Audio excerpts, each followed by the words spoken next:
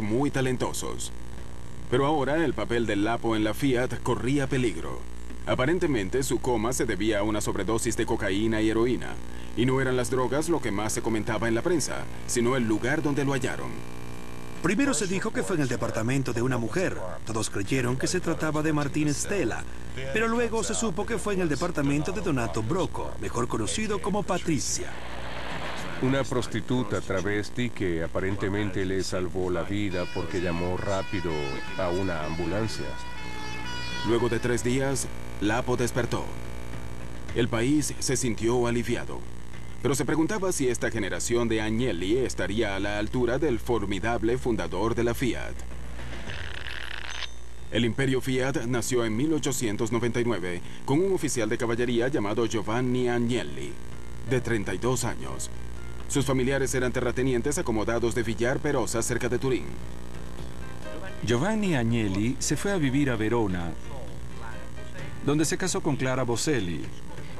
Después se cansó de la vida militar y decidió lanzarse al naciente negocio de la industria automotriz. Agnelli y un grupo de inversionistas hicieron un fondo común y firmaron un documento para crear una fábrica de automóviles 4 años antes de que Henry Ford construyera su planta. Ellos crearon lo que se llamó Fábrica Italiana de Automóviles de Turín, Fiat. Agnelli se convirtió rápidamente en el gerente y luego en el socio principal de la fábrica. Desde el principio, Fiat creció con rapidez y se benefició de la amistad entre Agnelli y Giovanni Giolitti, un primer ministro de Italia cuyas políticas estimulaban el desarrollo industrial. En los primeros 15 años de su vida, Fiat creció de 150 trabajadores a 4.000 al principio de la Primera Guerra Mundial. Cuando el país entró en la Primera Guerra Mundial, el gobierno le dio a Fiat un cheque en blanco. Fiat comienza siendo no solo una fábrica de automóviles, sino también una fábrica de armamento militar y una planta de producción de partes de ferrocarriles, y se convierte en el grupo industrial más grande de Italia. Gracias a Fiat, Turín pasó de ser un pueblo provinciano a una ciudad industrial inmensa, quizá la más grande de Italia, y todo gracias a Fiat. En 1916, Agnelli se abrió camino en las afueras de Turín, construyendo una nueva fábrica con una pista de pruebas futurista en el techo. Cuando terminó la guerra, Fiat era la tercera compañía más grande de Italia. Pero el éxito trajo consigo nuevos retos. El comunismo iba en ascenso en Italia. Las huelgas y los paros laborales interrumpían la producción en todas partes. La gente temía que Italia estuviera al borde de una revolución. Un joven político llamado Benito Mussolini aprovechó la situación y sus matones fascistas de camisa negra aparecieron con garrotes en las manifestaciones y restauraron la ley y el orden. En 1922 se convirtió en primer ministro. Cuando el fascismo se estableció como régimen en 1926, Giovanni Agnelli se volvió fascista a regañadientes. Los Agnelli decían que la Fiat estaba siempre con el gobierno, sin importar quién estaba en el gobierno. Con el apoyo del dictador, la Fiat siguió prosperando, recibía contratos del gobierno y compró un diario influyente, La Stampa, que desempeñó un papel importante en la imagen pública de la Fiat. La Stampa se convirtió en un diario muy abierto y equilibrado. Apoyaba siempre la posición más progresista, siempre y cuando no afectara a la industria automotriz, por supuesto. La prosperidad de la Fiat se impulsó en los años 30 con la llegada de la producción en serie. Giovanni Agnelli visitó la fábrica de Henry Ford y le pidió prestadas sus técnicas de ensamblaje que revolucionaron la industria automotriz italiana.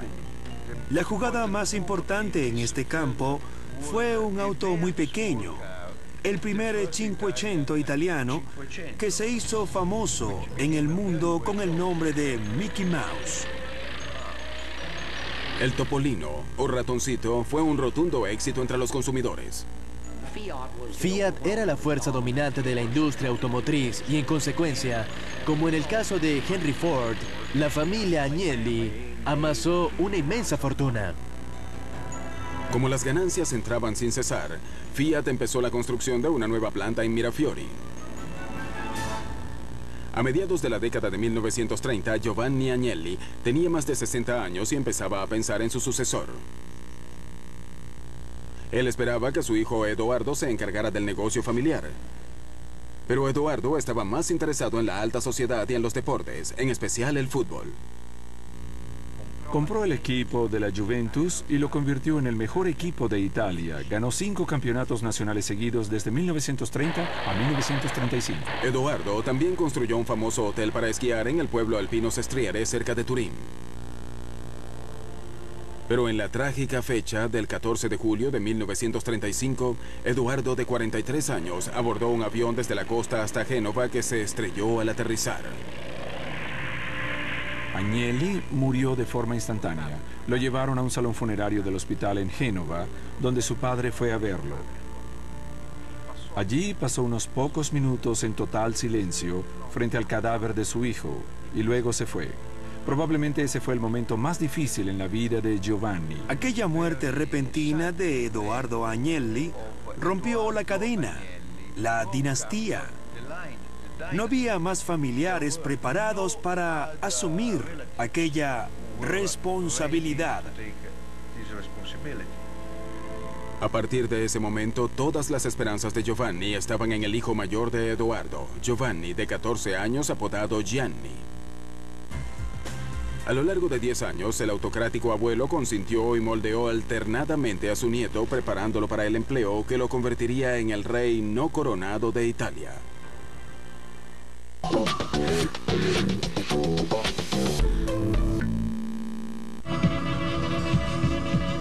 Esta noche, Star Central.